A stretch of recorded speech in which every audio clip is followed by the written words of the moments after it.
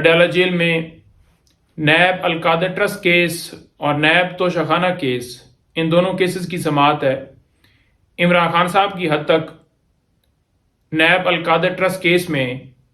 ضمانت بعد از گرفتاری کی درخواست کے اوپر سماعت ہے، اور توشہ خانہ کیس میں ضمانت قبل از گرفتاری کی درخواست کے اوپر سماعت ہے۔ اسی طرح بی بی صاحبہ،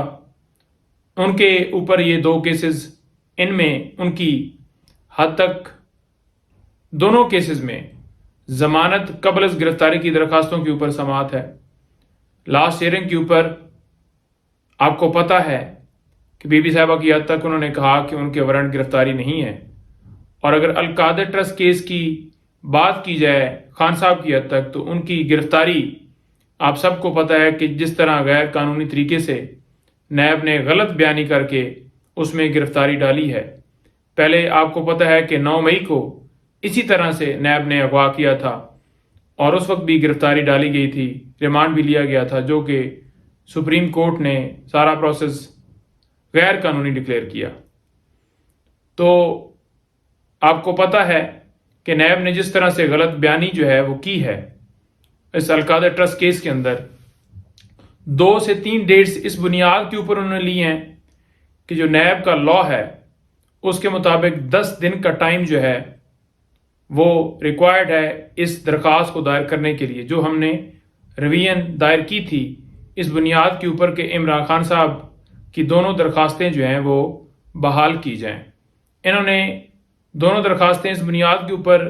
نیچے ٹرائل کورٹ میں ریجیکٹ کی تھیں کہ عمران خان صاحب عدالت میں پیش نہیں ہوئے، حالانکہ عدالت نے حکم دینا تھا، انتظامیہ کا کام تھا سیکیورٹی دینا، اور خان صاحب کو پیش کیا جاتا۔ اگر یہ سیکیورٹی کا بہانہ جیسے آپ کو پتہ ہے بناتے ہیں تو پھر ویڈیو لنک کے ذریعے حاضری لگا کے درخواستیں خارج نہ ہوتی اور وہ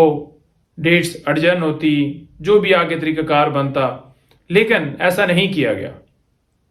ایک درخواست جو ہے اسلام آباد ہائی کورٹ سے ہماری بحال ہو گئی جو توشہ خانہ کی حد تک ہے، اور القادر ٹرسٹ کیس کے اندر کیونکہ نیب نے غلط بیانی کی تھی، 3 ڈیٹس اسی بنیاد کے اوپر لی تھیں کہ لا جو ہے اس کے مطابق 10 دن میں انہوں نے آنا تھا، تو لہٰذا یہ 10 دن کے بعد آئے ہیں۔ اس لا کا حوالہ دے رہے تھے جو کہ لا موجود ہی نہیں ہے۔ جب عدالت کو پتہ لگا تو پھر نیب نے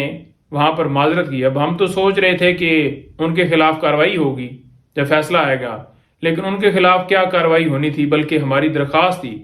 وہ جو ہے انہوں نے کہا کہ اب انفرکشس ہو گئی ہے، کیونکہ گرفتاری نیب نے ان 3 ڈیٹس کے اندر ڈال دی تھی۔ تو اس طرح سے انہوں نے اس میں گرفتاری ڈالی ہے، غلط بیانی، غلط لا کا حوالہ دے کر،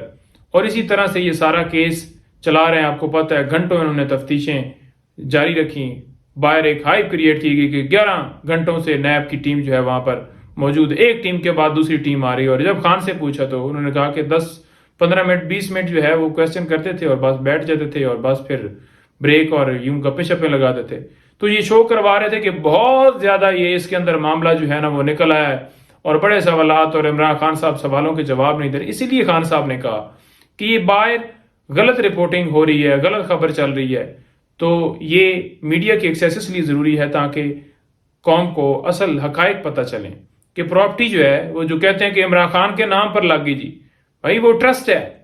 اور عمران خان صاحب اور بی بی صاحبہ اس کے اندر ٹرسٹی ہیں۔ اسی طرح سے جو پیسے تھے وہ سپریم کورٹ کے اکاؤنٹ میں آئے، ایک پرائیویٹ اکاؤنٹ سے جو بیریا کا تھا، تو وہاں پر بتائیں عمران خان صاحب کا کیا انٹرسٹ ہے۔